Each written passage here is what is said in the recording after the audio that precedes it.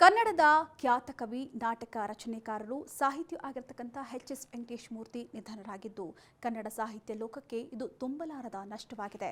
80 ವರ್ಷದ ವಯಸ್ಸಿನ ಎಚ್.ಎಸ್. ವೆಂಕಟೇಶ ಮೂರ್ತಿ ವಯೋಸಹಜ ಕಾಯಿಲೆಯಿಂದ ಆಸ್ಪತ್ರೆಗೆ ದಾಖಲಾಗಿದ್ದರು. ಚಿಕಿತ್ಸೆ ಫಲಕಾರಿಯಾಗದೆ ಇಂದು ಬೆಳಗ್ಗೆ ಮೃತಪಟ್ಟಿದ್ದು ಇವರ ಅಂತಿಮ ದರ್ಶನವನ್ನು ಇಂದು ರವೀಂದ್ರ ಕಲಾಕ್ಷೇತ್ರದ ಬಯಲು ರಂಗಮಂದಿರದಲ್ಲಿ ವ್ಯವಸ್ಥೆ ಮಾಡಲಾಗಿತ್ತು. ಇದೇ ವೇಳೆ ಸಾಕಷ್ಟು ಜನರು ಅಂತಿಮ ದರ್ಶನ ಮಾಡಿದರು. ಇನ್ನು ಎಚ್.ಎಸ್. ವೆಂಕಟೇಶ ಮೂರ್ತಿ ಅವರು ಕನ್ನಡ ಸಾಹಿತ್ಯದ ಪ್ರಮುಖ ಕವಿ, ನಾಟಕಕಾರ, ವಿಮರ್ಶಕ ಮತ್ತು ಪ್ರಾಧ್ಯಾಪಕರಾಗಿದ್ದರು.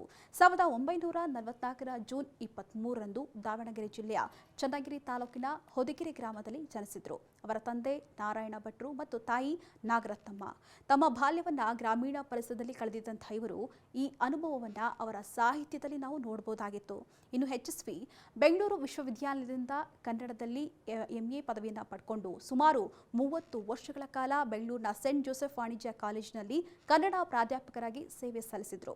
ಇನ್ನು ಇವರ ಕನ್ನಡದಲ್ಲಿ ಕಥನ ಕವನಗಳು ಎಂಬಂತಹ ಮಹಾಪ್ರಬಂಧಕ್ಕೆ PhD ಪದವಿ ಪಡೆದಿದ್ರು. ಅಲ್ಲದೆ 100ಕ್ಕೂ ಹೆಚ್ಚು ಕನ್ನಡ ಕೃತಿಗಳು ಮತ್ತು ನಾಟಕಗಳನ್ನು ಕೂಡ ರಚಿಸಿದ್ರು. ಅಲ್ಲದೆ ಇವರು ಕನ್ನಡ ಚಿತ್ರರಂಗಕ್ಕೂ ಕೂಡ ತಮ್ಮ ಕೊಡುಗೆ ನೀಡಿದ್ದು ಅದರಲ್ಲಿ ಚಿನ್ನಾರಿ ಮುತ್ತ, ಕೊಟ್ರೇಶಿ ಕನಸು, ಅಮೆರಿಕಾ, ಮೈತ್ರಿ, ಕಿರಿಕ್ ಪಾಟಿ ಮುಂತಾದ ಚಿತ್ರಗಳಿಗೆ ಹಾಡುಗಳು ಮತ್ತು ಸಂಭಾಷಣೆಗಳನ್ನು ಕೂಡ ರಚಿಸಿದ್ದಾರೆ. ಇದಲ್ಲದೆ ಮುಕ್ತ, ಮಹಾಪರ್ವ ಮುಂತಾದ ಧಾರಾವಾಹಿಗಳಿಗೆ ಶೀರ್ಷಿಕೆ ಹಾಡುಗಳನ್ನು ಕೂಡ ಬರೆದಿದ್ದಾರೆ.